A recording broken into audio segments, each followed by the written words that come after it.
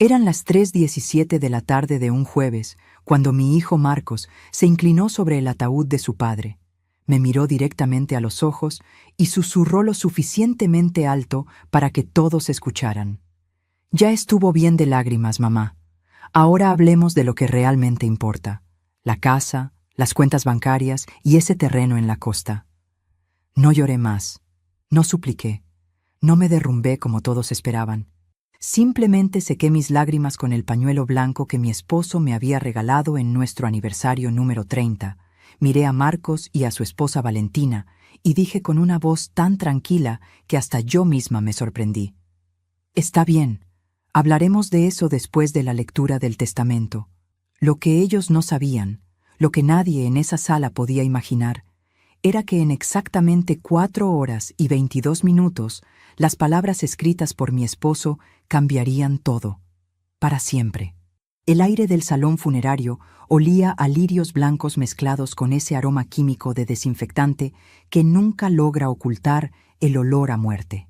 Las luces fluorescentes zumbaban sobre nuestras cabezas con ese sonido persistente que te perfora los oídos cuando el silencio debería reinar. Podía sentir el frío del metal de la silla plegable atravesando mi vestido negro, ese mismo vestido que había comprado para la boda de mi hijo hace 3 años, nunca imaginando que la próxima vez que lo usaría sería para despedir al hombre que amé durante 42 años, 7 meses y 11 días. Mis manos temblaban, no por tristeza en ese momento, sino por algo que nunca había sentido antes: rabia. Una rabia seca, ardiente, que me subía desde el estómago y me dejaba un sabor amargo en la boca, como si hubiera mordido algo podrido. Valentina estaba de pie junto a Marcos, con sus uñas perfectamente pintadas de rojo brillante, descansando posesivamente sobre el hombro de mi hijo. Llevaba un vestido negro de Dior. Lo reconocí porque el mes pasado presumió de él durante una cena familiar. Yo vestía mi blusa de lino beige debajo del saco negro, la misma que mi madre me regaló hace 25 años y que había remendado 3 veces porque no podía desprenderme de ella. ¿Sabes qué fue lo peor de ese momento? No fueron las palabras de Marcos, no fue la mirada de desprecio de Valentina, fue darme cuenta de que llevaban planeando esto. El brillo en sus ojos no era de tristeza, era de anticipación, como niños esperando abrir regalos en Navidad, excepto que el regalo que esperaban era el resultado de la muerte de Roberto. Mi Roberto. 3 personas se acercaron a darme el pésame mientras Marcos y Valentina cuchicheaban en la esquina. Doña Marta, nuestra vecina de 30 años, me abrazó y pude sentir sus lágrimas mojando mi hombro. Era un buen hombre, Patricia, el mejor, susurró. Don Fernando, el compañero de trabajo de Roberto durante 2 décadas, me estrechó la mano con tanta fuerza que mis dedos crujieron. El padre Julián murmuró una oración que no escuché, porque mis oídos estaban enfocados en las risas ahogadas que venían del rincón donde mi hijo y mi nuera seguían hablando sobre mi futuro como si yo ya no existiera. Pero déjame reformularlo. Déjame contarte cómo llegué a estar de pie en ese salón funerario, viendo cómo las 2 personas que debían consolarme planeaban mi ruina mientras el cuerpo de mi esposo aún estaba tibio en su ataúd. Pero antes de continuar, verifica si ya estás suscrito al canal y deja tu me gusta. Y dime en los comentarios, ¿desde qué parte del mundo estás escuchando mi historia? De verdad quiero saber hasta dónde ha llegado. Conocí a Roberto cuando tenía 19 años. Él era el amigo de mi primo, ese tipo de hombre que no llama la atención a primera vista, pero que cuando habla, cuando sonríe, ilumina toda la habitación. Trabajaba como contador en una pequeña empresa textil. Yo era secretaria en la misma compañía. Durante 6 meses, nuestros buenos días fueron exactamente eso: buenos días. Nada más. Hasta que un martes, a las 2:34 de la tarde, la máquina de café se descompuso y ambos nos quedamos mirándola como si fuera el fin del mundo. ¿Crees que podamos arreglarla entre los 2? Me preguntó. Tenía harina en la manga de su camisa. Después supe que había estado ayudando a su madre a hacer pan esa mañana antes de venir a trabajar. Ese pequeño detalle, Esa mancha de harina en un hombre adulto que no tenía vergüenza de ayudar a su madre me hizo sonreír. «Podemos intentarlo», respondí. Y lo intentamos. Y fracasamos. Y terminamos riendo tanto que el jefe salió de su oficina para averiguar qué pasaba. 3 meses después, Roberto me pidió matrimonio en ese mismo lugar, frente a esa máquina de café que nunca logramos reparar y que la empresa eventualmente reemplazó. Durante 42 años, Roberto fue mi mejor amigo, mi confidente, mi apoyo. Construimos una vida juntos, una casa de 2 pisos en las afueras de la ciudad, con un jardín donde cultivamos tomates, albahaca y rosas rojas. Tuvimos solo un hijo, Marcos. Los médicos dijeron que no podríamos tener más después de complicaciones en el parto. Así que volcamos todo nuestro amor, toda nuestra atención, toda nuestra vida en ese niño. Marcos nació un domingo a las 6:23 de la mañana. Pesó 3,5 kilos. Tenía los ojos de Roberto y mi nariz. Roberto lloró cuando lo cargó por primera vez. Vamos a darle todo, Patricia. Todo lo que nosotros no tuvimos. Va a tener la mejor educación, las mejores oportunidades. Va a ser un hombre de bien. Esas fueron sus palabras exactas. Las recuerdo porque las repetí como un mantra durante todos los años difíciles que vinieron después. Lo que Roberto no sabía entonces, lo que ninguno de los dos podía saber, era que darle todo a Marcos terminaría siendo exactamente el problema. Marcos creció rápido y creció exigente. A los 7 años quería la bicicleta más cara de la tienda. A los 12 exigía ropa de marca porque todos en el colegio la usaban. A los 16 necesitaba el mejor teléfono, la mejor computadora, las mejores zapatillas. Y nosotros, Roberto y yo, trabajamos el doble, el triple, para dárselo. Roberto tomó un segundo empleo dando clases de contabilidad por las noches. Yo empecé a coser ropa para las vecinas los fines de semana, pero ya hablaré de eso. Porque lo que sucedió cuando Marcos cumplió 22 años, cuando conoció a Valentina, fue el principio del fin. Aunque en ese momento, con la ingenuidad de una madre que ama ciegamente, pensé que era el principio de algo hermoso. Valentina apareció en nuestra casa un sábado de octubre. Llevaba tacones de aguja que dejaban pequeñas marcas en el piso de madera que Roberto había pulido con sus propias manos. Su perfume era tan fuerte que me dolió la cabeza durante el resto del día. Traía una botella de vino que costaba más de lo que yo ganaba en una semana. «Para ustedes», dijo con una sonrisa que no llegó a sus ojos. Marcos me ha contado tanto sobre su encantadora casa. La pausa antes de encantadora duró solo medio segundo, pero la escuché. La sentí como una puñalada. Roberto, mi dulce Roberto que siempre veía lo mejor en las personas, le estrechó la mano calurosamente. «Bienvenida a nuestra familia, Valentina. Cualquier persona que haga feliz a nuestro hijo es bienvenida aquí». Le preparé mi mejor cena esa noche. Pollo guisado con el toque especial de romero de mi jardín, pan casero, ensalada fresca. Valentina movió la comida en su plato, tomó 3 bocados y dijo que estaba siguiendo una dieta especial. Marcos ni siquiera la defendió, solo asintió como si fuera lo más normal del mundo. En 47 días, exactamente 47 días después de esa cena, Marcos nos anunció que se casaban. «Queremos una boda pequeña», dijo, pero Valentina tenía otros planes. Y esos planes costaban más dinero del que teníamos, mucho más. «La boda tiene que ser perfecta, Patricia», me dijo Valentina 2 semanas después de su compromiso. Estábamos sentadas en mi sala, la misma sala donde Roberto y yo habíamos visto crecer a Marcos, donde habíamos celebrado cada Navidad, cada cumpleaños. Ella tenía un cuaderno lleno de recortes de revistas, vestidos que costaban lo que nosotros ganábamos en 6 meses, salones con capacidad para 300 personas, orquestas en vivo, fuegos artificiales. «Valentina, querida, nuestro presupuesto es limitado», le dije con la voz más suave que pude. «Pero podemos hacer algo hermoso y significativo con lo que tenemos». Ella cerró el cuaderno. El sonido fue seco, cortante, como una bofetada. «Marcos merece lo mejor.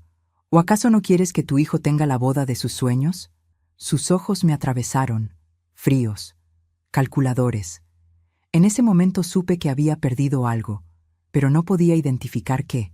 Esa noche, Roberto y yo nos quedamos despiertos hasta las 4:12 de la madrugada, sentados en nuestra cama, mirando los números en la libreta donde llevábamos nuestras cuentas. Teníamos ahorros. No mucho, pero teníamos. Dinero que habíamos guardado durante 20 años para nuestra jubilación, para cuando nuestros cuerpos ya no pudieran trabajar tanto. Roberto pasó su mano por su cabello, ese gesto que hacía cuando estaba preocupado. Podía escuchar su respiración pesada en la oscuridad. El reloj de pared marcaba cada segundo como si fuera una cuenta regresiva. «Es nuestro único hijo, Patricia», susurró finalmente. «Si esto lo hace feliz». Y así comenzó. Vaciamos nuestra cuenta de ahorros.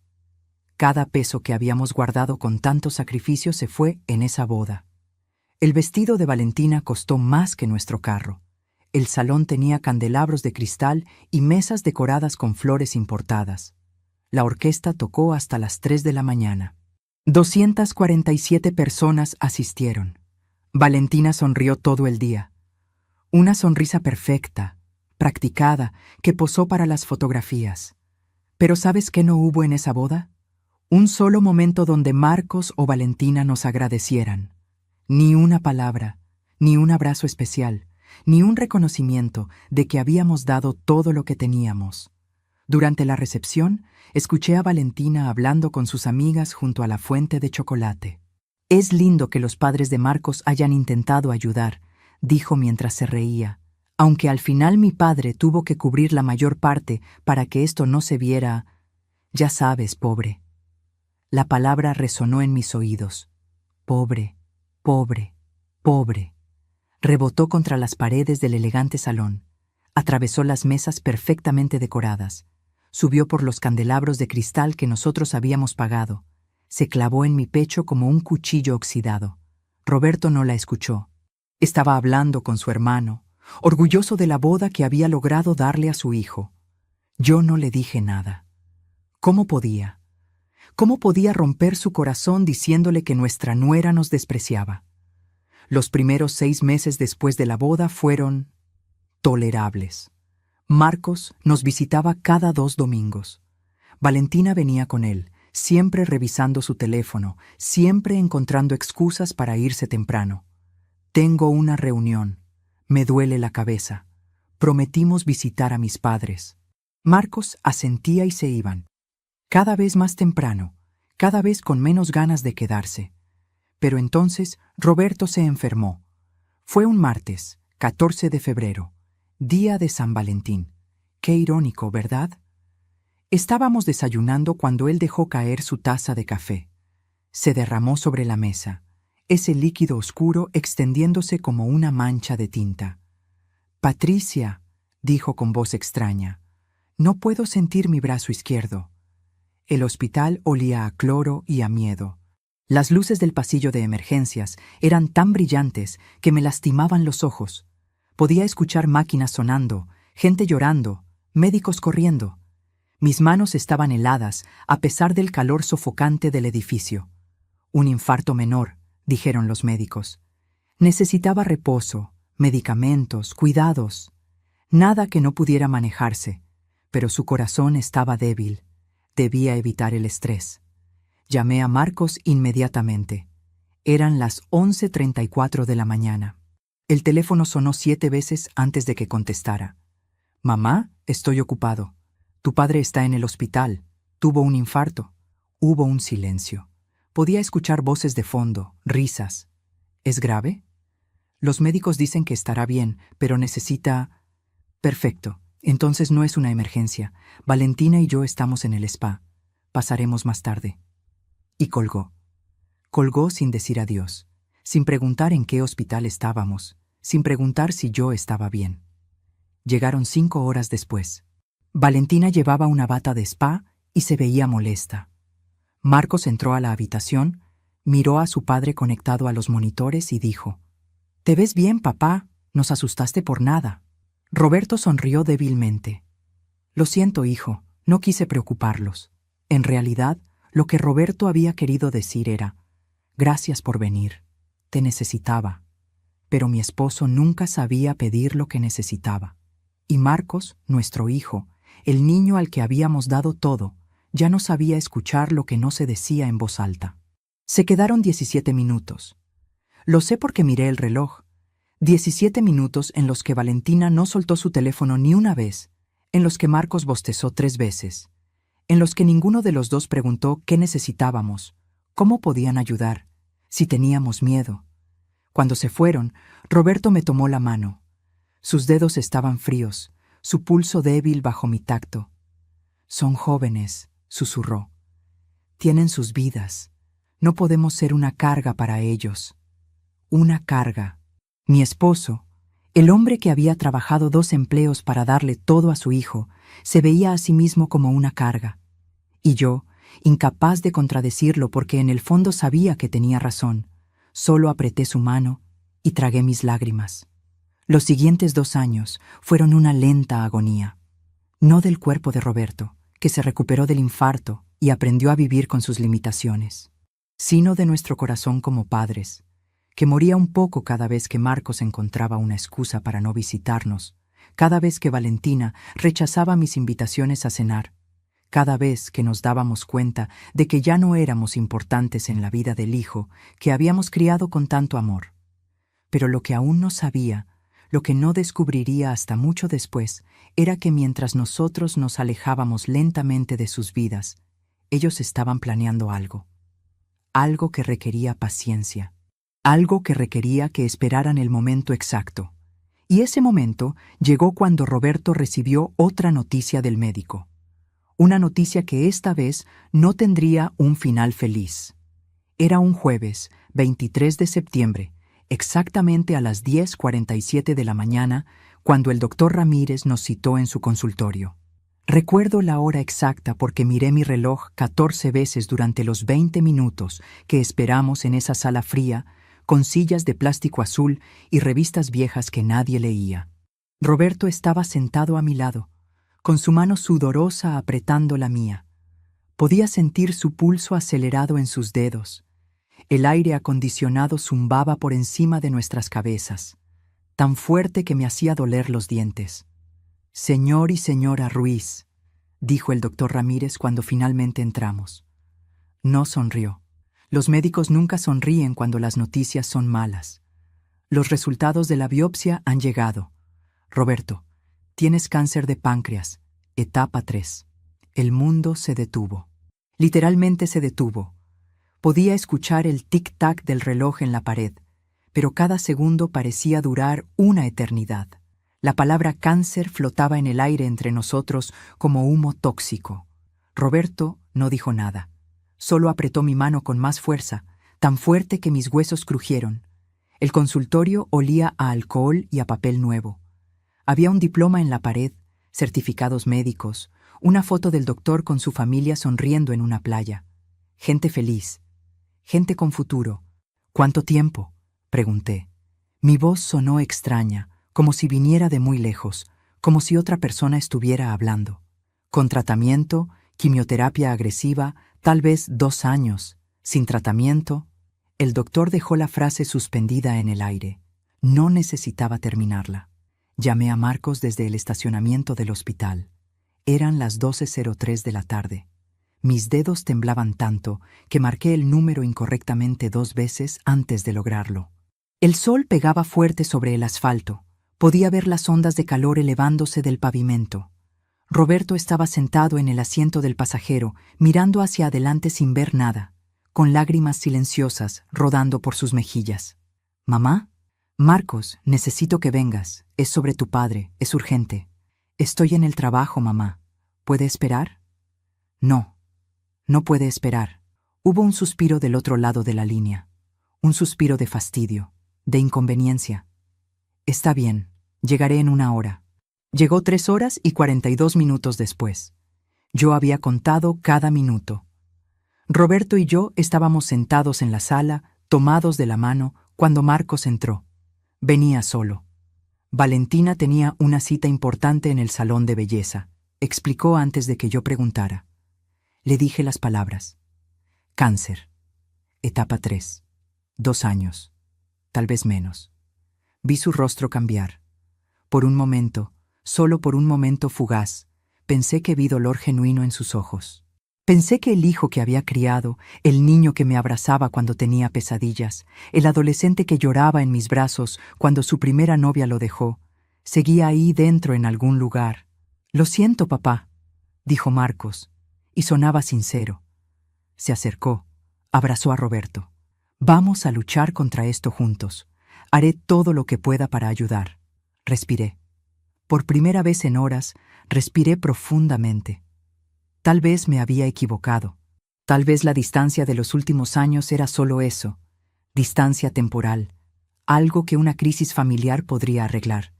Tal vez esto nos acercaría nuevamente. Pero entonces Marcos preguntó, ¿el seguro médico cubrirá los tratamientos? La mayor parte, respondió Roberto con voz débil. Pero hay copagos, medicamentos que no están cubiertos, tratamientos experimentales que tal vez necesitemos. ¿Cuánto estamos hablando? No lo sabemos aún. Miles, tal vez decenas de miles. Marcos se quedó callado. Pude ver los engranajes girando en su cabeza. Y entonces dijo algo que debería haberme alertado, que debería haberme hecho ver lo que vendría. Pero estaba tan desesperada por creer en mi hijo que ignoré las alarmas sonando en mi cabeza. Ustedes tienen la casa, ¿verdad? Si necesitan dinero, podrían venderla o hacer una segunda hipoteca. La casa. Nuestra casa. El lugar donde habíamos criado a Marcos, donde habíamos construido 40 años de recuerdos. Y su primera sugerencia era venderla. «Es solo una idea», añadió rápidamente cuando vio mi expresión. «Solo quiero que papá tenga el mejor tratamiento posible». Se fue 20 minutos después. Tenía que discutir la situación con Valentina. No ofreció dinero. No ofreció quedarse a cenar con nosotros. No ofreció venir a las citas médicas. Solo se fue, dejándonos con el peso de un diagnóstico terminal y la vaga promesa de estar ahí para lo que necesiten. ¿Sabes qué es lo peor de amar a alguien que ya no te ama de la misma manera? Que sigues encontrando excusas para su indiferencia. Sigues diciéndote que están ocupados, que tienen sus propias vidas, que la distancia no significa desamor. Te aferras a migajas de afecto como si fueran banquetes. A veces confiamos demasiado en quienes no lo merecen. ¿También te ha decepcionado a alguien que amabas? Comparte tu historia en los comentarios. Quiero leerte y saber que no estoy sola en esto. Los meses siguientes fueron un borrón de hospitales, agujas, náuseas y dolor. Roberto comenzó la quimioterapia un martes, 5 de octubre, a las 8:30 de la mañana. Yo estaba a su lado, sosteniéndole la mano mientras el líquido venenoso entraba en sus venas.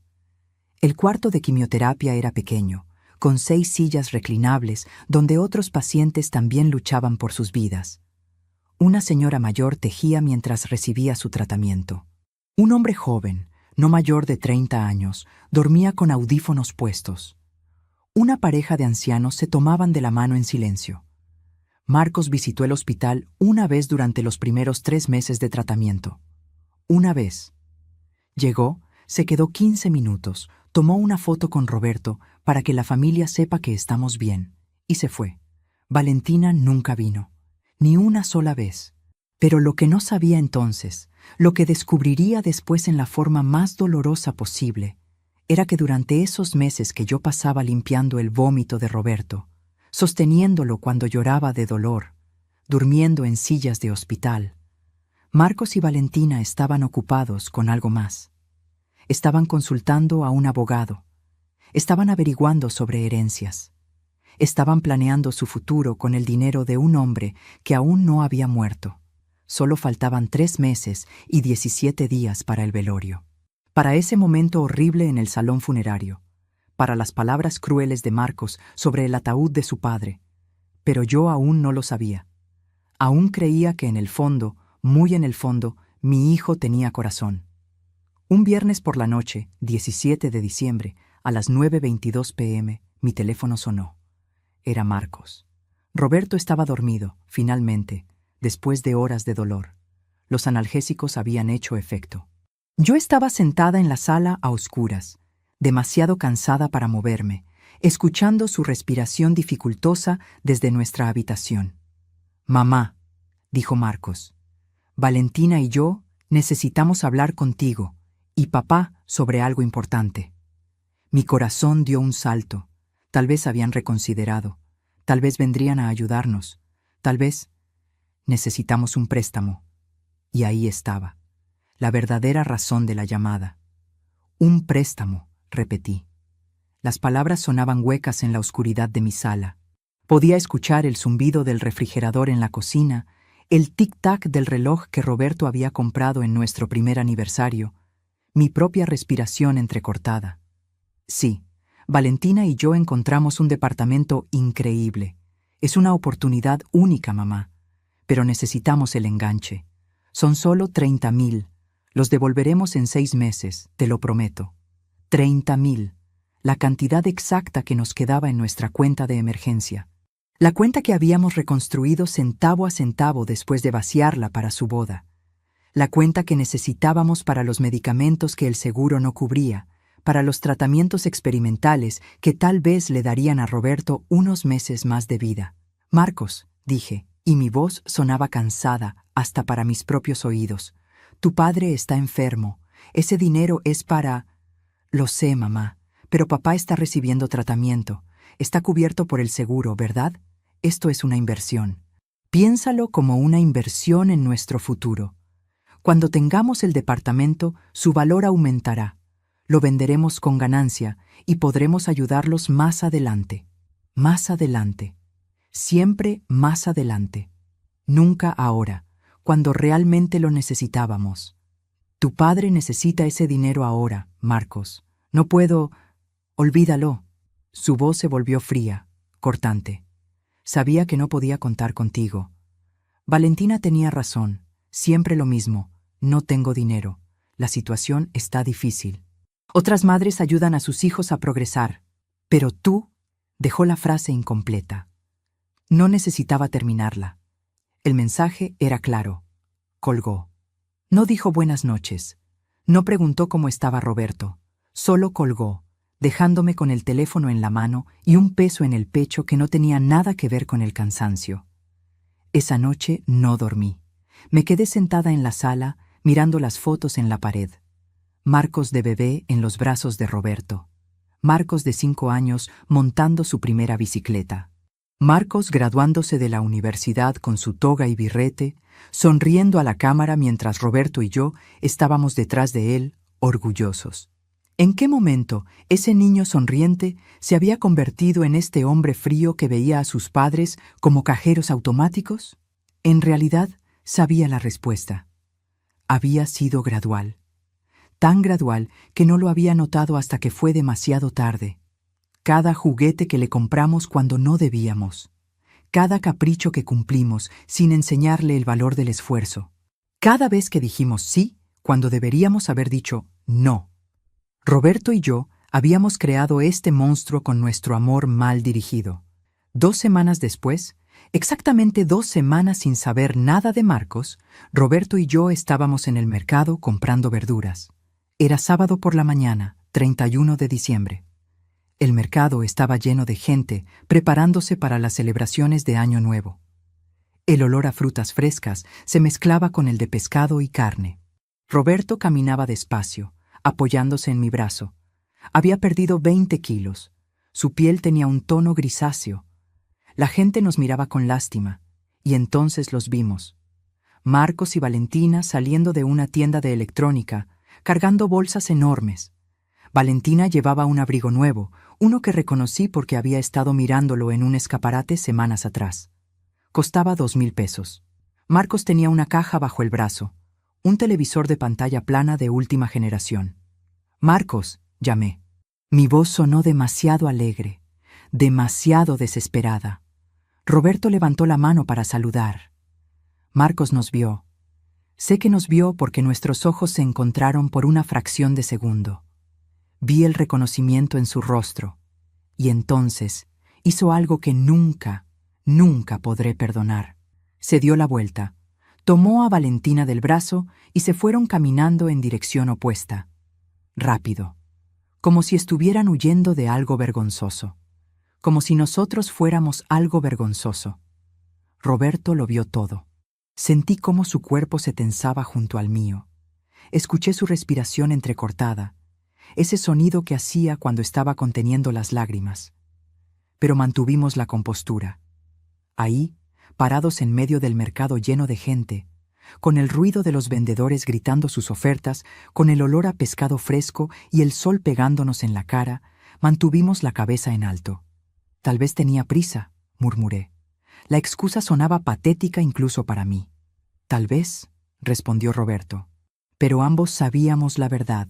Solo cuando llegamos al carro, cuando cerré la puerta y quedamos encerrados en ese pequeño espacio privado, Roberto se derrumbó. No con sollozos dramáticos, solo con lágrimas silenciosas que rodaban por sus mejillas hundidas mientras miraba al frente. Yo lo abracé. Olía a hospital y a medicamentos, pero seguía siendo mi Roberto. Nos quedamos así, en el estacionamiento del mercado, mientras otros compradores pasaban junto a nosotros cargando sus bolsas de comida para sus celebraciones de Año Nuevo con sus familias que los amaban. «Patricia», susurró Roberto contra mi hombro, «necesito que me prometas algo. Lo que sea. Cuando yo me vaya, no dejes que Marcos te trate mal. No dejes que abuse de tu bondad como yo lo permití. Prométemelo». Prometí. Claro que prometí. Pero, ¿cómo iba a saber que esa promesa sería puesta a prueba de la manera más horrible posible? Pasamos Año Nuevo solos, Roberto y yo. A las 11:58 p.m., 2 minutos antes de la medianoche, mi teléfono vibró. Un mensaje de Marcos. «Feliz Año Nuevo, mamá». Nada más. Ni una llamada. Ni una pregunta sobre su padre. Solo un mensaje genérico que probablemente envió a toda su lista de contactos. Roberto estaba dormido en el sofá. Los fuegos artificiales explotaban afuera, iluminando nuestra sala con destellos de colores: verde, rojo, dorado. Podía escuchar a los vecinos gritando «¡Feliz Año Nuevo!», descorchando botellas de champán, riendo. Yo me quedé ahí, sentada en la oscuridad, sosteniendo la mano fría de mi esposo, escuchando su respiración trabajosa, y me pregunté cómo habíamos llegado a este punto de soledad. Los meses siguientes fueron los más duros. Roberto se debilitó más rápido de lo que los doctores habían predicho. Para marzo, ya no podía caminar sin ayuda. Para abril, pasaba la mayor parte del día en cama. Para mayo, los doctores me dijeron que preparara mi corazón. No había más tratamientos. No había más esperanza. Era solo cuestión de tiempo. Llamé a Marcos un martes, 15 de mayo, a las 3:17 de la tarde. «Tu padre está muy mal. Los doctores dicen que deberías venir a verlo, mientras aún puedas». «Entendido, mamá. Iré este fin de semana». No vino ese fin de semana, ni el siguiente, ni el siguiente. Cada vez había una excusa. Trabajo, un viaje que no podían cancelar. Valentina estaba enferma con gripe. El carro se había descompuesto. Déjame reformularlo. Cada vez había una mentira. Porque el domingo 26 de mayo, mientras Marcos supuestamente tenía que trabajar, Valentina publicó fotos en sus redes sociales de ambos en la playa, bronceándose, tomando cócteles de colores brillantes con sombrillitas, sonriendo a la cámara como si no tuvieran una sola preocupación en el mundo. Roberto vio esas fotos. Yo había dejado mi teléfono en la mesa de noche y él lo tomó mientras yo preparaba su medicina. Cuando regresé a la habitación, estaba llorando silenciosamente, mirando la pantalla iluminada, la imagen de su hijo en la playa, feliz, libre, vivo, mientras él se moría en una cama que olía a enfermedad y a desesperanza. «No llores», le dije, quitándole el teléfono suavemente. «Ahorra tus fuerzas». «¿Para qué?», preguntó con voz quebrada. «¿Para qué, Patricia? Si ni siquiera mi propio hijo...» No pudo terminar la frase. Y yo no pude consolarlo, porque no tenía palabras que pudieran arreglar eso. No había forma de explicar por qué el niño que criamos con tanto amor nos había abandonado en nuestro momento más oscuro.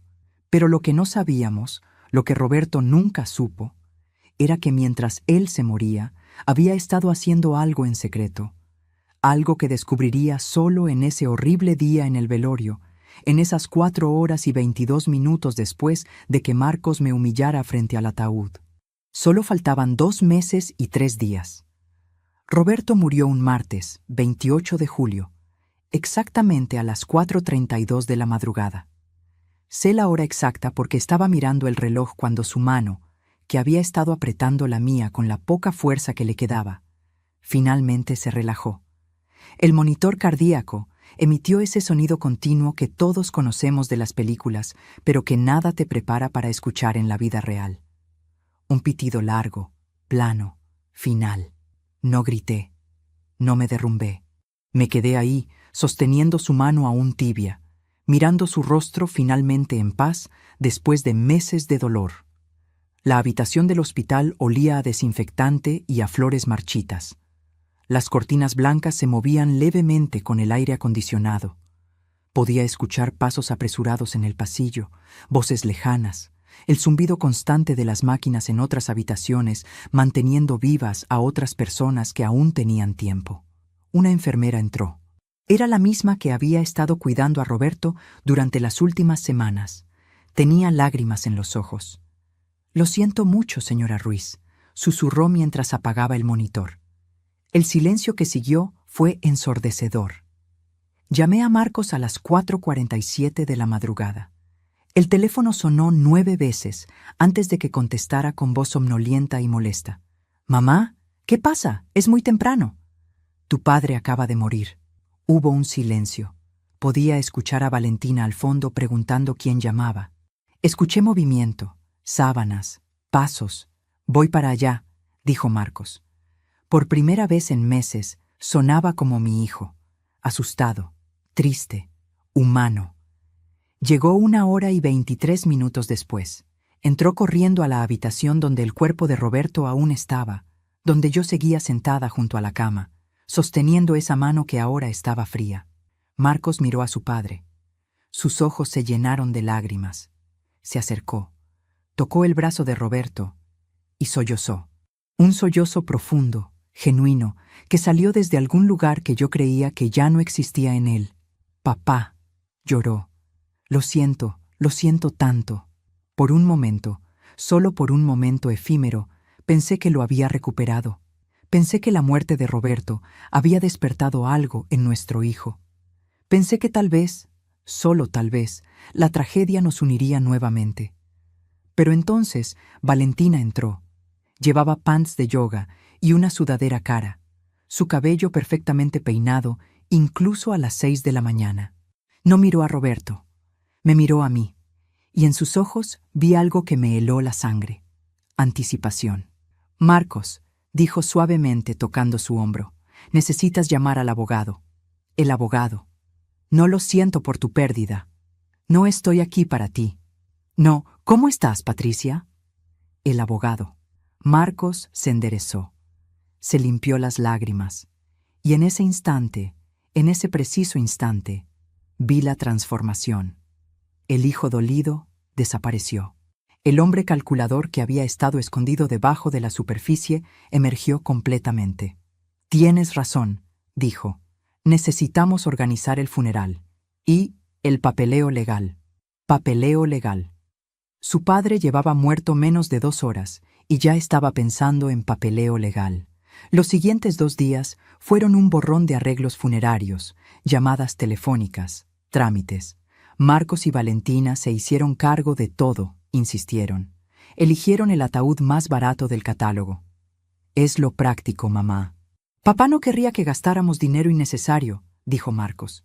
El mismo Marcos que había exigido una boda de 100,000 pesos. Eligieron el salón funerario más pequeño. «La familia es pequeña, no necesitamos mucho espacio». Limitaron el servicio a solo 4 horas. Más tiempo es un desperdicio. Incluso restringieron las flores. La gente puede donar a una caridad en lugar de enviar arreglos florales. Yo los dejé decidir.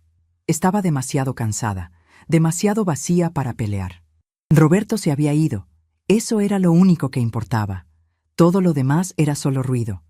El velorio fue el jueves, 30 de julio, un día nublado, húmedo, opresivo. Llegué temprano al salón funerario.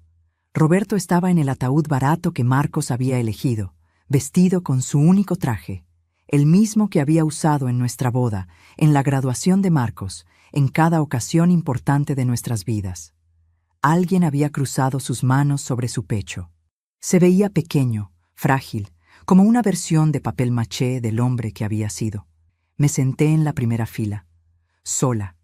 Marcos y Valentina aún no llegaban. Las personas empezaron a entrar. Vecinos, amigos, compañeros de trabajo de Roberto.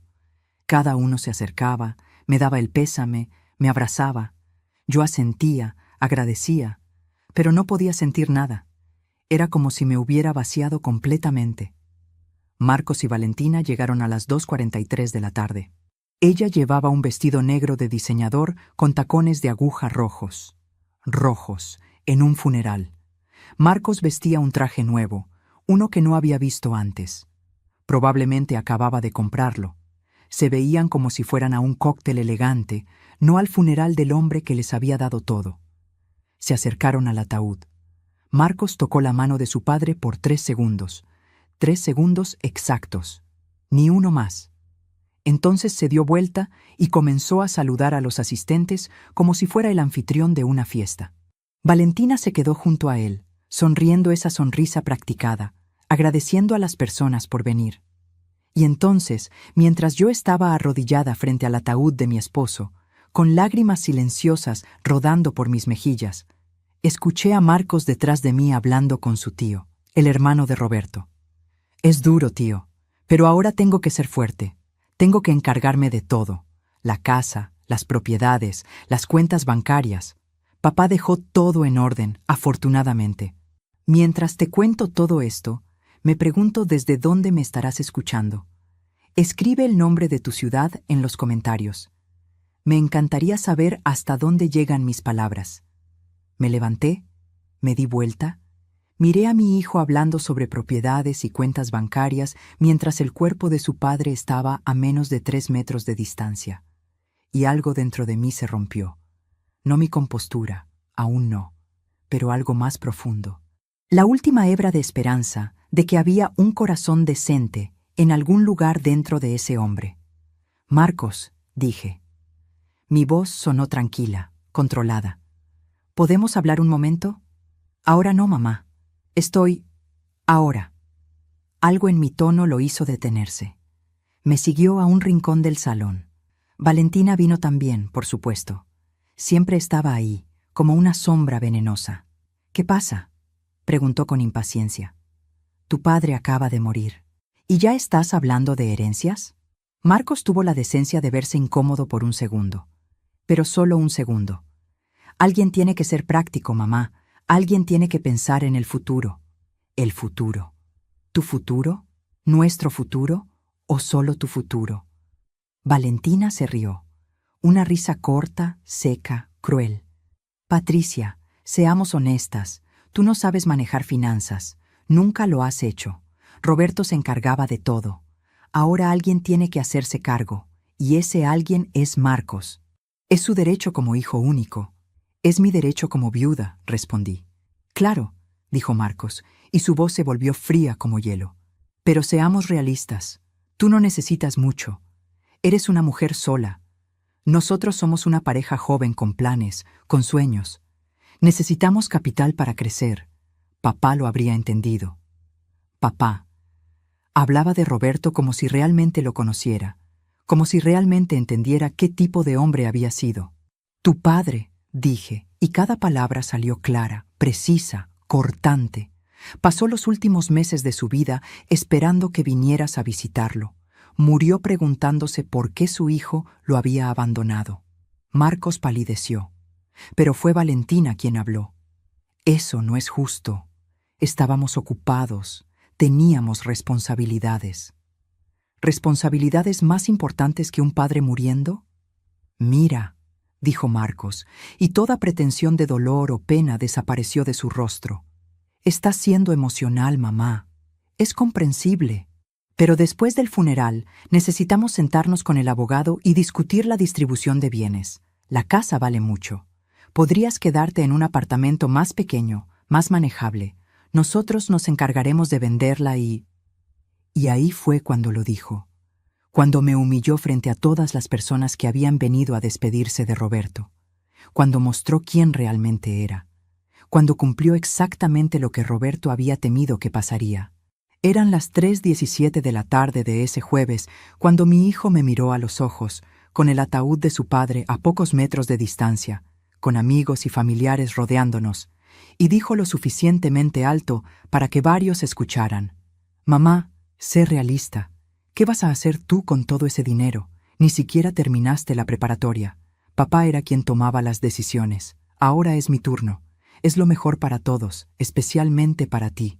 No tienes que preocuparte por nada. Nosotros nos encargaremos de todo.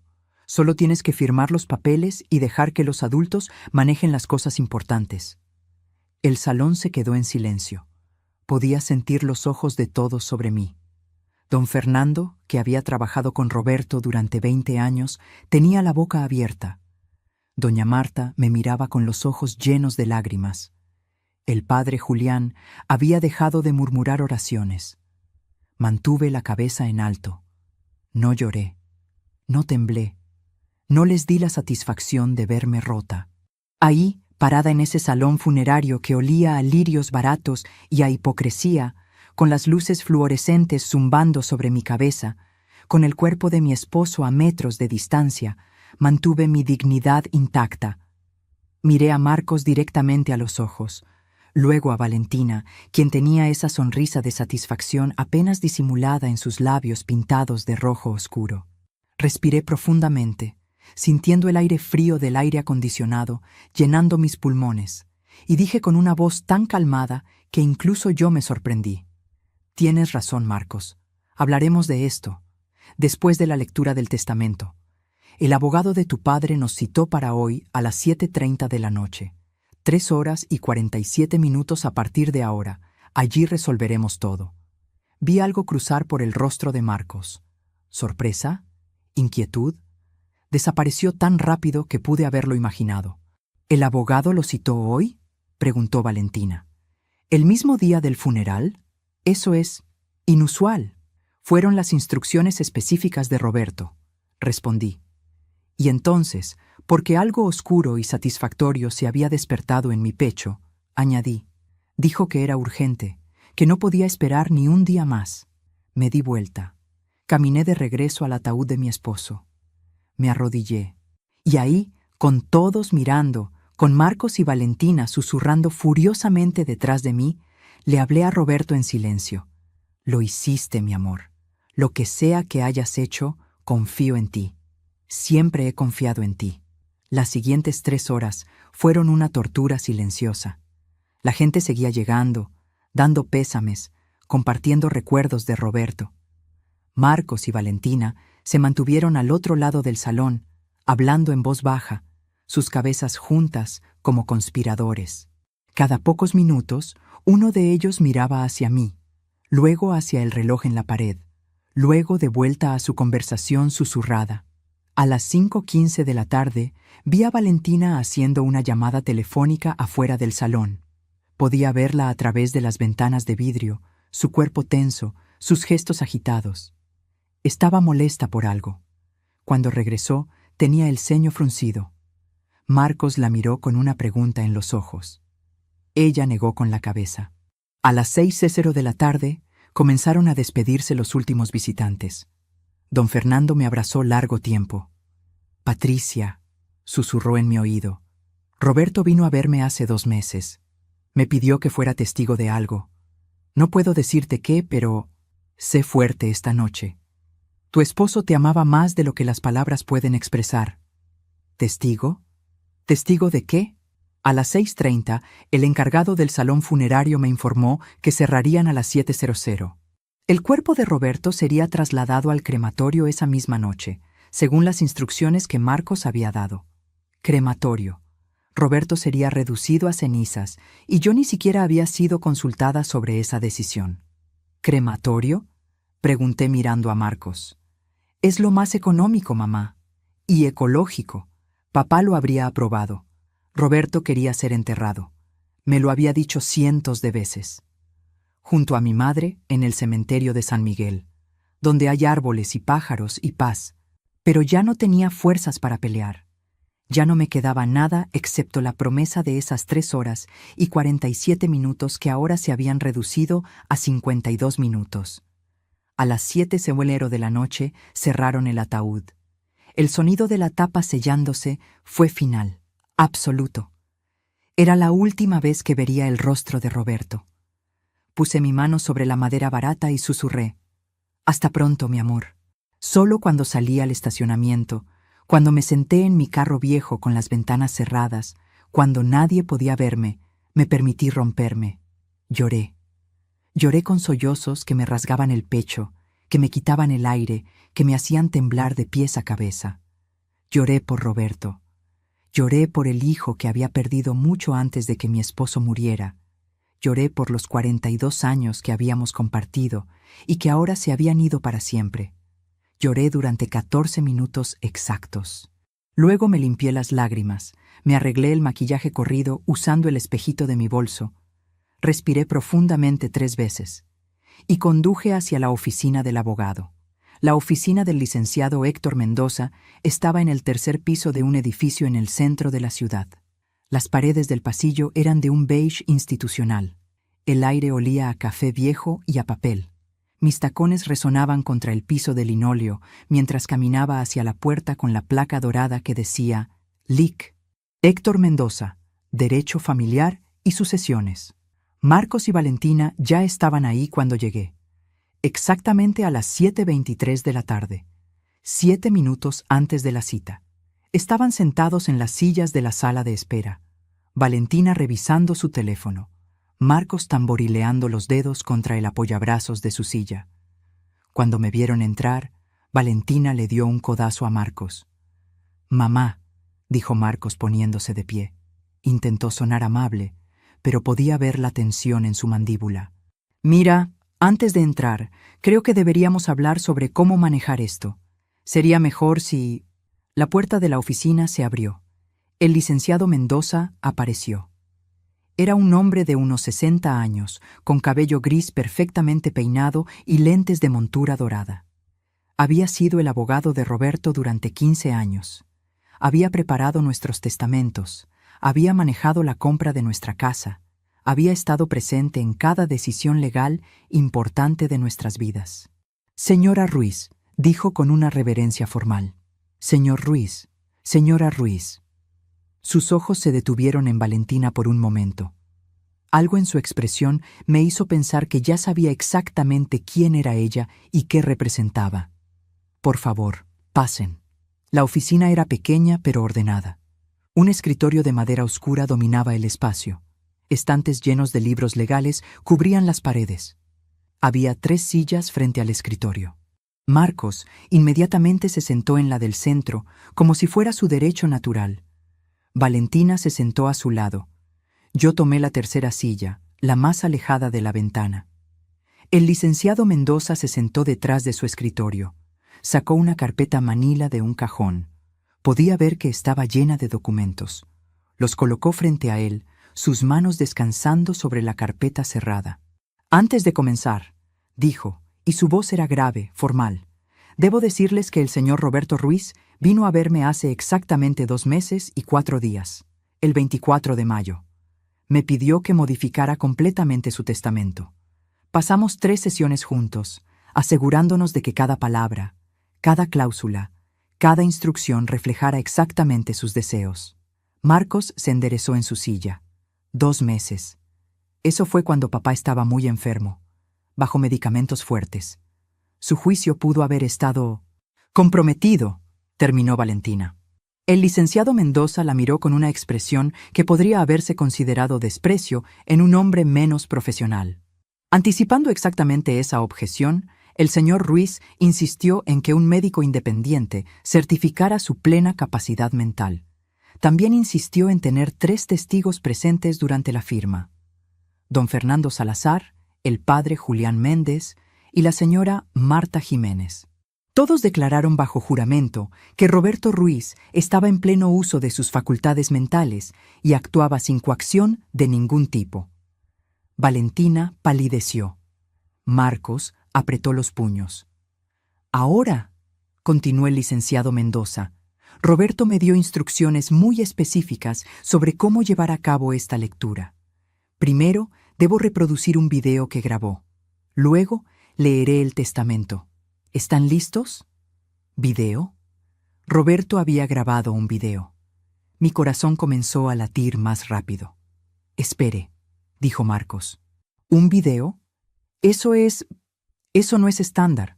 No es completamente legal, interrumpió el licenciado Mendoza, y explícitamente solicitado por su padre. Giró una laptop en el escritorio para que los tres pudiéramos verla. Sus dedos se movieron sobre el teclado. El video dura 8 minutos y 43 segundos. Roberto me pidió que no lo detuviera por ninguna razón, sin importar qué. ¿Están listos? No lo estábamos. Ninguno de nosotros estaba listo para lo que vendría, pero asentimos. El licenciado Mendoza presionó play. La pantalla parpadeó, y ahí estaba Roberto, mi Roberto, sentado en esa misma oficina, en la misma silla donde ahora yo estaba sentada. Se veía cansado, enfermo, demacrado, pero sus ojos ardían con una intensidad que no había visto en meses. Estaba vestido con su camisa azul favorita, la que yo le había planchado 1000 veces. Podía ver el temblor en sus manos mientras las colocaba sobre el escritorio frente a él. Y entonces habló. Y las primeras palabras que salieron de su boca hicieron que Marcos se pusiera rígido y Valentina ahogara un grito. «Marcos», dijo Roberto, mirando directamente a la cámara, «si estás viendo esto, significa que he muerto, y significa que hiciste exactamente lo que sabía que harías. Humillaste a tu madre, la trataste con desprecio, probablemente en mi funeral, ¿verdad? Porque ese es el tipo de hombre en el que te has convertido». El silencio en la oficina era absoluto. Podía escuchar la respiración agitada de Marcos a mi lado. Podía sentir la tensión emanando de Valentina como ondas de calor. Mis propias manos temblaban en mi regazo, pero no podía apartar los ojos de la pantalla. De Roberto, de mi esposo hablando desde la tumba. «Déjame contarte cómo sé lo que hiciste», continuó Roberto en la pantalla. Su voz era débil pero firme. Hace 3 meses, el 27 de abril, a las 2:15 de la tarde, recibí una llamada de mi banco. Alguien había intentado acceder a mi cuenta de ahorros usando información personal mía. La transacción fue bloqueada por actividad sospechosa. Cuando investigué, descubrí que la solicitud vino de tu dirección IP, Marcos, de tu computadora. Marcos se puso de pie bruscamente. Eso es. Siéntese, señor Ruiz, dijo el licenciado Mendoza sin levantar la vista de sus papeles. El video continúa. Roberto tosió en la pantalla. Pude ver el dolor cruzando por su rostro. Quise extender la mano y tocarlo, pero solo había vidrio frío y píxeles de luz. Me dije a mí mismo que debía ser un error, que mi hijo no intentaría robar de mis cuentas mientras yo luchaba contra el cáncer. Así que no dije nada. Observé y esperé. 3 semanas después, continuó Roberto, tu tío Ernesto me visitó en el hospital. ¿Recuerdas a tu tío Ernesto, Marcos? ¿El hermano de tu madre? Me contó algo interesante. Dijo que te había encontrado en un restaurante caro 2 noches antes. Un lugar donde la cuenta mínima es de 500 pesos por persona. Estabas con Valentina celebrando. Cuando te preguntó qué celebraban, le dijiste, y cito textualmente, «Pronto vamos a tener mucho dinero, tío. Solo hay que esperar a que la naturaleza siga su curso». Mi estómago se retorció. A mi lado, escuché a Marcos hacer un sonido estrangulado. «La naturaleza», repitió Roberto, y había lágrimas en sus ojos ahora. «Esa era yo. Tu padre muriendo era la naturaleza siguiendo su curso. Una inconveniencia temporal antes de tu gran herencia». «Pero aún no estaba seguro», dijo Roberto, limpiándose los ojos con el dorso de su mano temblorosa. «Aún quería creer en ti. Así que hice algo. Le pedí a tu madre que te llamara, que te dijera que yo estaba muy mal, que los doctores decían que solo me quedaban semanas, que vinieras a verme. Fue el 15 de mayo. ¿Lo recuerdas, Marcos? Lo recordaba. Yo lo recordaba. El día que llamé a Marcos y él prometió venir este fin de semana. No viniste ese fin de semana, continuó Roberto. Ni el siguiente, ni el siguiente. Pero Valentina publicó fotos de ustedes en la playa, en el spa, en restaurantes elegantes. 23 días pasaron. 23 días en los que un padre moribundo esperó a su hijo, y su hijo estaba demasiado ocupado gastando dinero que aún no tenía, planeando una vida con dinero que aún no había heredado, esperando que su padre muriera para poder finalmente cobrar. Roberto se inclinó hacia la cámara. Y entonces comprendí que había fracasado como padre, que al darte todo no te había enseñado nada, que al protegerte de toda dificultad te había convertido en alguien incapaz de amar a nadie excepto a ti mismo. Miré a Marcos. Su rostro estaba blanco, sus labios temblaban. Valentina había puesto su mano sobre su brazo, pero él la sacudió bruscamente. Así que tomé una decisión, dijo Roberto, y esa decisión está en este testamento. Pero antes de que el licenciado Mendoza lo lea, quiero que sepas algo, hijo. Quiero que sepas que hasta el último momento, hasta mi último aliento, esperé que demostraras que me equivocaba. Esperé que vinieras, que te sentaras junto a mi cama, que tomaras mi mano, que me dijeras que me amabas. Solo una vez más. Una lágrima rodó por la mejilla de Roberto en la pantalla. Morí esperando. Morí solo en una habitación de hospital a las 4:32 de la madrugada, con solo tu madre junto a mí. La mujer que me amó durante 42 años. La mujer a quien probablemente trataste con desprecio en mi funeral, porque eso es lo que haces con las personas que te aman incondicionalmente. Roberto respiró profundamente. Patricia, dijo, y ahora me miraba directamente a través de la pantalla. Mi amor, mi vida, mi todo. Perdóname por no haber sido más fuerte, por no haber puesto límites cuando debí, por haber creado este monstruo que ahora te hace sufrir. Pero te prometo esto. Hoy, en esta oficina, te daré lo único que puedo darte: justicia, y la tranquilidad de saber que no moriste sin ser amado, sin ser valorado, sin ser protegido. La pantalla se puso negra.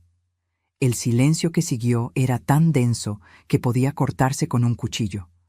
Podía escuchar el zumbido del aire acondicionado, el tic-tac de un reloj en la pared, mi propio corazón latiendo en mis oídos como un tambor.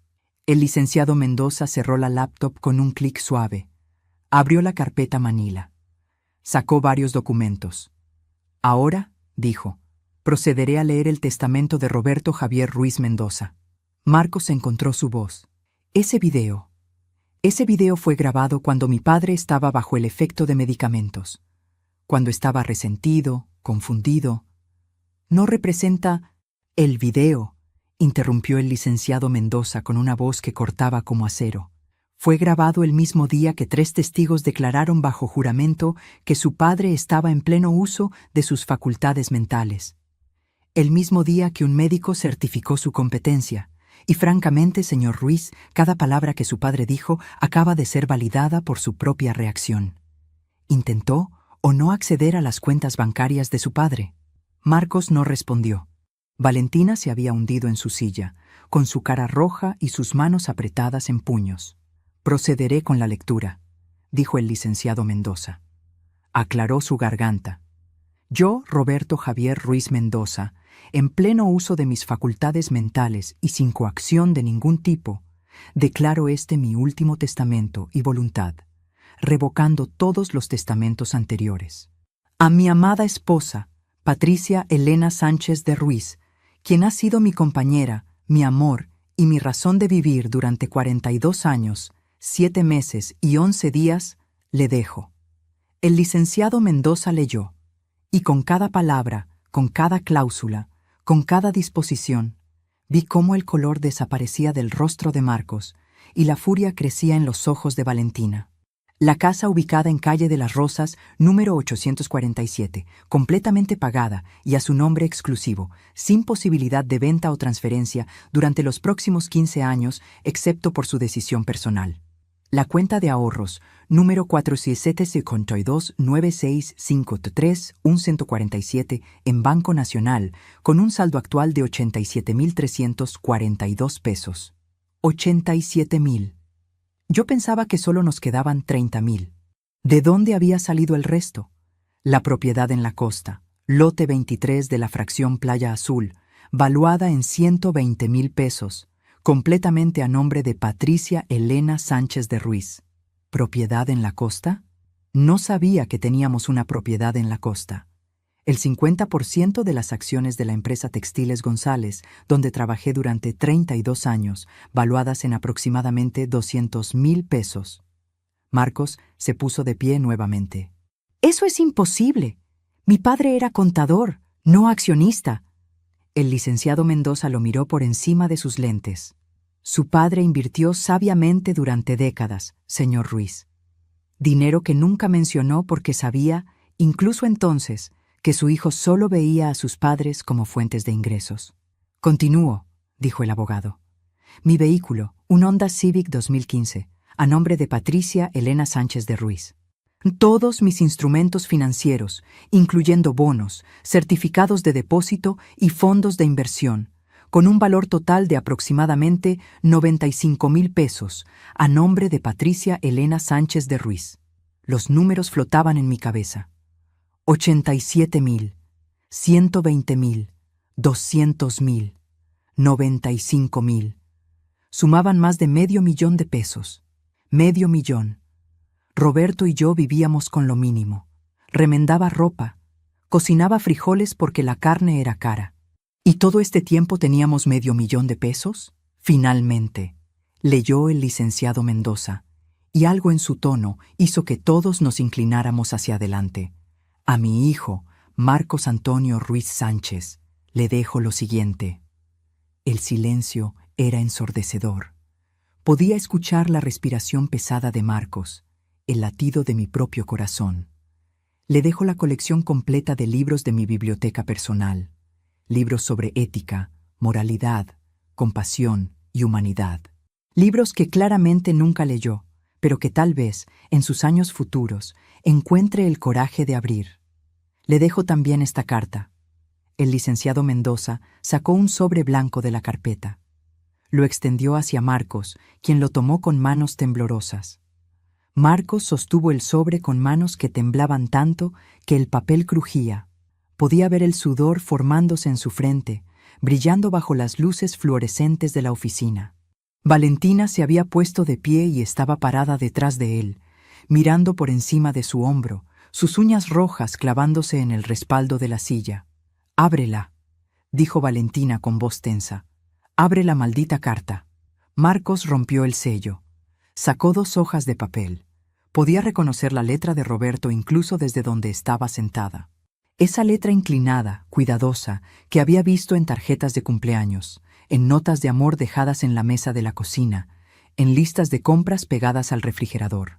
«¿Quieres que la lea en voz alta?», preguntó el licenciado Mendoza. «No», dijo Marcos rápidamente. Sus ojos se movían sobre las palabras, y con cada línea que leía, su rostro cambiaba. Primero sorpresa, luego incredulidad, luego algo que se parecía al horror. «¿Qué dice?», exigió Valentina, intentando quitarle la carta. Marcos la apartó bruscamente. Siguió leyendo. Vi cómo sus labios formaban palabras silenciosas. Vi cómo sus ojos se llenaban de lágrimas.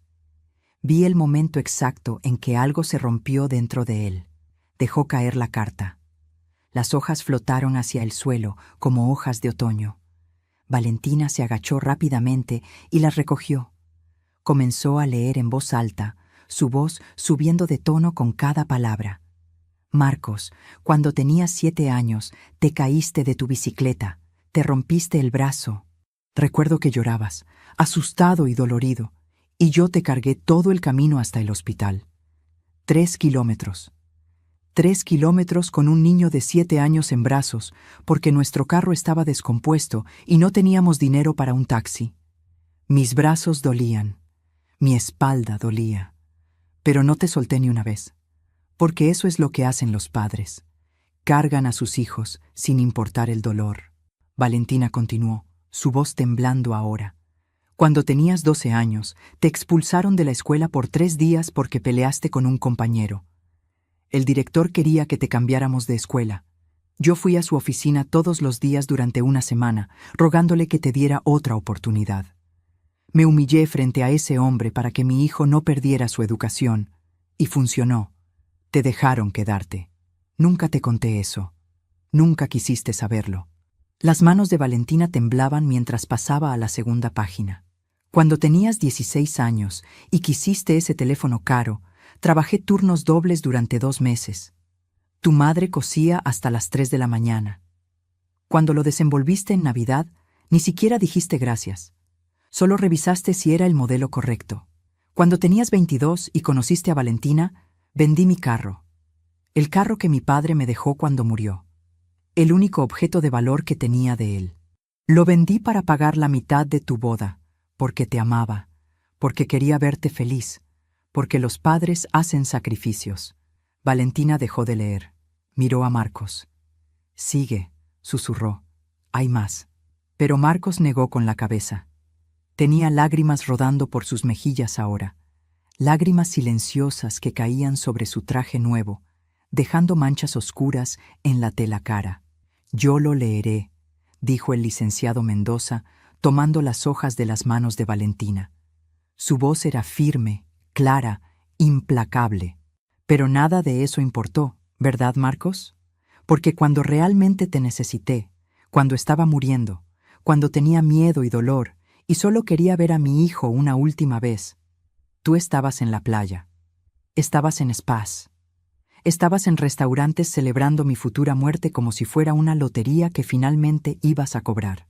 Entonces decidí enseñarte algo, una última lección. Porque aunque fracasé en muchas cosas como padre, no iba a fracasar en esto. No ibas a heredar el resultado de mi trabajo solo para desperdiciarlo. No ibas a usar el dinero por el que trabajé durante 40 años para financiar tu vida vacía con una mujer que solo te ama por lo que puedes darle.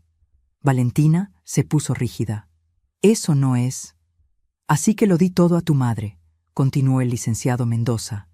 La única persona que me amó sin condiciones. La única persona que estuvo a mi lado cuando me estaba muriendo. La única persona en este mundo que merece cada peso, cada propiedad, cada inversión que hice. ¿Quieres saber de dónde salió todo ese dinero, Marcos? ¿Ese dinero que pensabas que heredarías? Vino de los turnos dobles que trabajé mientras tú jugabas videojuegos. Vino de las cenas que tu madre y yo no comimos para que tú pudieras tener carne en tu plato. Vino de las vacaciones que nunca tomamos, de la ropa que nunca compramos, de los lujos que nunca disfrutamos, porque cada peso extra iba a tu educación, a tus caprichos, a tu felicidad. Y ahora va a donde siempre debió ir, a la mujer que sacrificó su juventud, su comodidad, sus sueños para criar a un hijo que resultó ser un extraño. El licenciado Mendoza bajó el papel. La oficina estaba en silencio absoluto. Podía escuchar el tráfico en la calle abajo, el zumbido de las luces, mi propia respiración entrecortada. Hay una última sección, dijo el abogado. Dirigida a usted, señora Patricia. Me miró. Mis manos estaban apretadas en mi regazo, mis nudillos blancos. Asentí, incapaz de hablar. Patricia, mi amor, si estás escuchando esto, significa que sobreviviste al funeral. Significa que soportaste la crueldad de nuestro hijo con la dignidad que siempre has tenido. Significa que eres más fuerte de lo que incluso tú crees. Las lágrimas comenzaron a rodar por mis mejillas. No las detuve. Quiero que uses este dinero para vivir. No para sobrevivir, sino para vivir. Viaja a esos lugares con los que siempre soñaste. Compra esos libros que nunca compraste porque eran demasiado caros. Come en restaurantes bonitos. Usa ropa nueva. Duerme en sábanas suaves. Date todos los lujos que sacrificaste durante 40 años. Ahí si Marcos algún día en el futuro, viene a ti con humildad verdadera, con arrepentimiento genuino, con amor que no viene de la necesidad sino del corazón, entonces úsalo también para perdonarlo. Porque aunque yo no puedo, aunque me voy de este mundo dolido y decepcionado, Tú tienes un corazón más grande que el mío. Y si decides darle otra oportunidad, esa será tu decisión y la respetaré desde donde quiera que esté. Pero si no lo hace, si se va de esa oficina con rabia y resentimiento, si te culpa por su propia avaricia, entonces déjalo ir, mi amor. Déjalo ir y vive tu vida con la paz de saber que hiciste todo lo que pudiste, que amaste con todo tu corazón, que fuiste la mejor madre que pudiste ser, y que si fracasó, el fracaso no fue tuyo, fue mío, por no enseñarle lo que realmente importa en la vida. Te amo, Patricia. Te amé desde el día que nos conocimos frente a esa máquina de café rota. Te amaré hasta el final de los tiempos. Sé feliz, mi amor. Por favor, sé feliz. Tu esposo eterno, Roberto. El licenciado Mendoza dobló el papel cuidadosamente. Lo colocó de nuevo en el sobre. El silencio que siguió era tan profundo que dolía. Miré a Marcos. Estaba de pie junto a la silla, con los brazos colgando a sus costados, con lágrimas corriendo por su rostro, con una expresión de absoluta devastación. Y por primera vez en años vi a mi hijo. No al hombre egoísta y cruel en el que se había convertido, sino al niño de 7 años llorando con su brazo roto, al adolescente que me abrazaba después de una pesadilla, al joven que una vez tuvo un corazón. «Mamá», susurró. Su voz era ronca, quebrada. «Mamá, yo no...» Todavía me pregunto si hice lo correcto con lo que dije a continuación. ¿Y tú? ¿Qué habrías hecho en mi lugar? Escríbelo en los comentarios. Realmente quiero saber lo que piensas. Me puse de pie. Mis piernas temblaban, pero me sostuvieron. Caminé hacia Marcos. Valentina retrocedió como si tuviera miedo de que la tocara.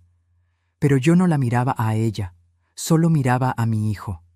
Roberto tenía razón sobre todo, dije. Mi voz era tranquila pero firme. Sobre tu avaricia, sobre tu crueldad, sobre cómo me humillaste en el funeral de tu padre, sobre cómo lo abandonaste cuando más te necesitaba. Marcos sollozó. Un sonido feo, desgarrador, que salió de lo más profundo de su pecho. Pero también tenía razón sobre otra cosa, continué. Tenía razón en que yo tengo un corazón más grande que el suyo, y tenía razón en que la decisión de perdonarte o no es mía. Levanté mi mano. Marcos se encogió como si esperara que lo golpeara. En cambio, toqué su mejilla, húmeda por las lágrimas, caliente por la vergüenza. No te perdono, dije. No todavía. Tal vez no te perdone nunca, pero tampoco te voy a cerrar la puerta completamente. Si quieres una relación conmigo, si quieres ser parte de mi vida nuevamente, tendrás que ganártelo, no con palabras, no con lágrimas en esta oficina, sino con acciones, con tiempo, con cambio verdadero.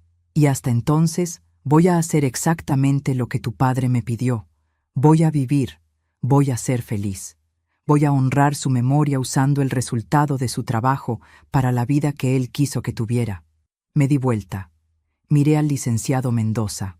¿Hay algo más que necesite firmar? Varios documentos de transferencia, respondió. Pero podemos programar una cita para mañana. Ha sido una noche larga. Gracias, licenciado. Tomé mi bolso. Caminé hacia la puerta. «¡Espera!», gritó Valentina. Su voz había perdido toda pretensión de amabilidad. Era puro veneno ahora. «¿Eso es todo? ¿Vamos a aceptar esto? Ese testamento puede ser impugnado. Podemos demostrar que el viejo estaba senil, manipulado». Me detuve en la puerta.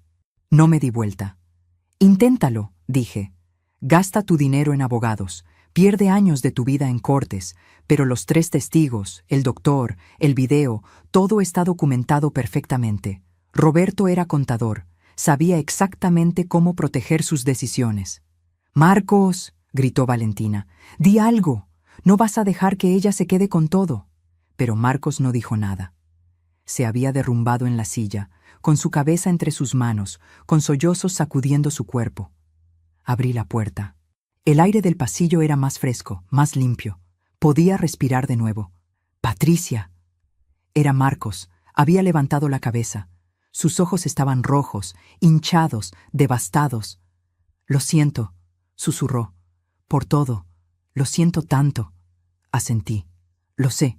Pero lamentarlo no es suficiente. Nunca es suficiente. Y salí de la oficina, cerrando la puerta suavemente detrás de mí. Caminé por el pasillo, bajé las escaleras, salí al estacionamiento donde mi viejo carro esperaba. El aire de la noche era fresco. Podía oler la lluvia llegando. Las luces de la ciudad brillaban a mi alrededor. El sonido del tráfico, de la vida continuando, llenaba mis oídos. Me senté en el carro. Cerré los ojos. Y entonces, finalmente, después de todo, sonreí. Una sonrisa pequeña, triste, pero genuina. Lo hiciste, Roberto, susurré al aire vacío. Lo hiciste, mi amor. Y entonces conduje a casa. A nuestra casa. A mi casa ahora, donde comenzaría una vida nueva. Una vida que Roberto había hecho posible incluso en su muerte. La justicia había sido hecha, no de la manera que esperaba, no de la manera que quería, pero de la manera que necesitaba.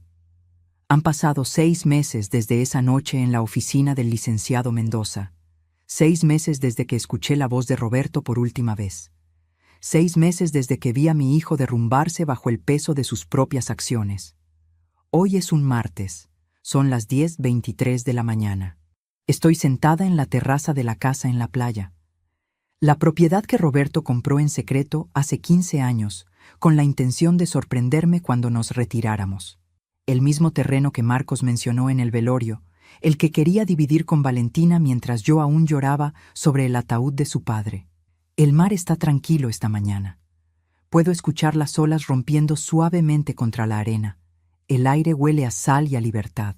Tengo una taza de café en mis manos. Café bueno, de esos granos caros que siempre veía en el supermercado, pero nunca me permitía comprar. Llevo puesto un vestido nuevo, color turquesa, porque Roberto siempre decía que ese color hacía brillar mis ojos. La casa es pequeña, pero perfecta. 2 habitaciones, una cocina con vista al océano, una sala donde el sol entra por ventanas enormes. Roberto la había amueblado poco a poco, en secreto, usando el dinero de esas inversiones que nunca mencionó. Había una carta esperándome aquí cuando vine por primera vez, dejada con el administrador de la propiedad. Para cuando finalmente seas libre de vivir tu vida, decía. Para cuando ya no tengas que sacrificarte por nadie más.